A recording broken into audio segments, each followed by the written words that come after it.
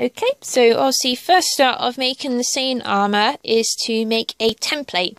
What I did was I took a vest top of my size and I put it over a sheet of parcel paper that I had from a tube of some Christmas paper, as it was the inside cardboard part. And it was quite a good piece of card that I didn't want to waste, so it was quite helpful to have to hand. So as you can see, what I've done is I've made a basic template and I folded it in half just to make it, I'm sure, symmetrical either side. And yeah, basically made the template. I made the top parts of where the shoulder straps would be a little bit longer, just to give some rougher idea of where I should cut them, as I basically am making the arm out of one part of foam but in one total piece. I left a 1 centimetre gap all around the edge just to compare against the back armour, but as what I found, it was actually too big and I had to actually make it the same size. So as long as you keep a 1 centimetre border around it, it just gives you a bit of extra length. And also I've kept about 2 to 3 centimetres around the tummy area, just to make sure, because obviously when you're styling it, it does tend to shrink and when you're morphing it, so just be careful with that. And I will now go on to the next part. Okay, so now that we made the template, I then drew onto foam, again leaving a little bit of extra space on the edges just to go around the chest area and to make sure. Okay, and then obviously, as you can see, I have made it as one whole piece from a camping mat. I bought the foam mats at Go Outdoors. They were about £5 each if you have a Go Outdoors card, and it costs £5 to have for a year, so it's worth the discount. Otherwise, the mats are £10 each. I got 2 mats for a tenner, so it's not too bad, as I need to make both the skirt and the top for Geen, as she doesn't have the side parts like the male Sayans do. In regards to keeping it in one piece, what I did was I measured halfway on the straps, and then obviously then flipped it round the other way to make sure that they met, just to make sure that the distance is correct. And then it did actually work out quite well. When you're cutting the hole, just keep it very basic. Don't dive straight in and rough cut it, because you may need to make additional cuts. I had to do a few changes around the neck part to make it fit better, and I thought I need to cut quite away here, but it turns out I didn't, and it was actually quite a good move. Otherwise it would have been a total mess and a waste of foam. And then obviously what I did, obviously because it didn't quite fit, even though I did leave a few gaps, I just got some scrap pieces of foam, and just keep any spare scraps of foam, they do come in pretty handy. And then obviously I just made basic side parts. When I do prime and paint the armour, I'm going to put some additional foam here, just to cover up the gaps, so it just looks a bit tidier. I have, as you can see, I have put on some of the lines just for detailing, just as markers. And if you are tacking or anything, drawing pins are a godsend. Use them, because they are just so handy when you're doing foam, rather than having to glue everything. It just saves a lot of hassle, especially if you're pre-planning and it doesn't leave too many marks. Obviously you can just use a bit of glue and a little bit of foam to pad them. And then that's what I have done so far, and if you give me a second I will show you what it looks like all put together.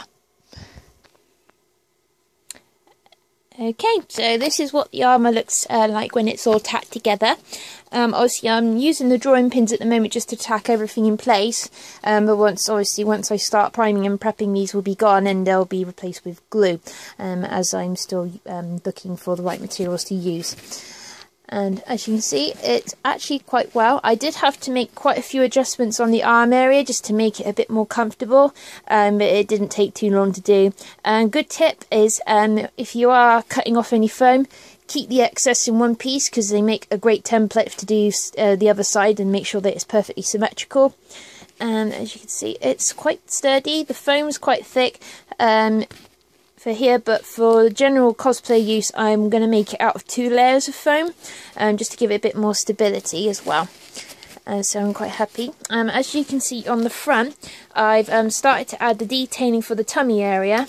As you can see, it's square, and I will be adding another piece here at the top, and then obviously I'll be making a breastplate to go on the top for obviously the the lady area, as it's for Geen. And I just need to get a heat gun for that, which I'm a little bit nervous about, as I've never really made armour before, and I've never styled foam, but I've reviewed a lot of tips online from certain cosplay sites, and they've given me quite a few good insights. As you can see, I've also added the detail for the shoulder straps, and I'm going to make an additional layer of foam, and if you bear with me, I will just apply them and show you what I've done. Okay, so these are the shoulder straps which I've done. As you can see, I've added in the detailing, and what I did is I got a standard Stanley knife or craft knife, and I basically drew the lines where it needed to be, and then carefully cut them out.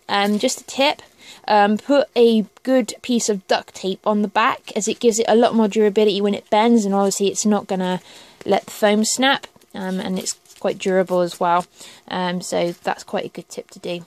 And if you bear with me, I will apply it just to show you what it looks like on the armour. Okay, so that's the armour with the shoulder straps on. As you can see, it gives it a lot more detail where it's 2 layers rather than 1.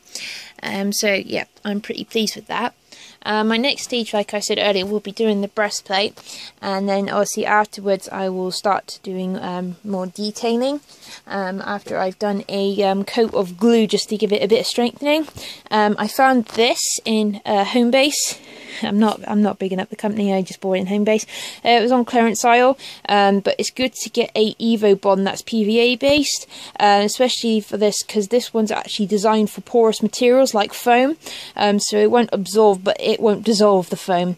And also you can dilute it as a primer, or you can dilute it as an adhesive. So basically what it'll do is it'll give it a bit more structure, but it'll also keep it waterproof, so if you've painted anything or any foam, it's not going to fall to pieces as soon as rain hits it when you're at a Comic-Con, which would be pretty good. So basically I'm going to coat the whole thing in glue every time I do paint or apply foam.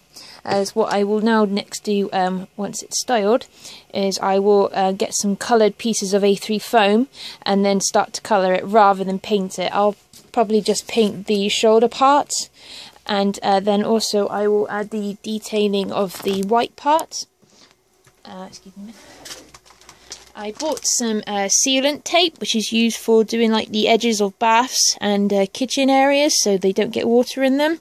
And this is the 41mm width tape, and it's got a bend in the middle, which is actually quite handy, and it's sticky backed, so it's pretty good for doing the white detailing. I'm still a little bit iffy on how to do these parts, but I may do is just get some scrap bits of foam and then just add it to it. I did do a test of the foam previously. Unfortunately I've lost my test sample, but it didn't work out too well the first time.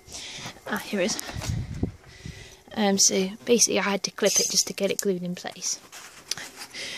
So it works quite well on the foam. It has actually stuck now. When I did it before, it peeled. I think it might have been where it was too cold in my bedroom, or I might have had the heat on. So basically it goes around the edging and gives it that white detailed look, and it's quite a nice, smart, clean finish on the edge as well. So hopefully it'll work out well. Other people had suggested carpet tape, but they have found it is quite foamy and spongy, but they found that it peeled after some time, so the adhesive on it's not great with foam. But hey, it's trial and error with cosplay. So I will keep you updated on my next parts. Will be detail and paint, and then if you have any tips, post them under my comments. If you have any questions, just ask me. I'm always free for advice, and I'm happy to help other cosplayers. So sayonara!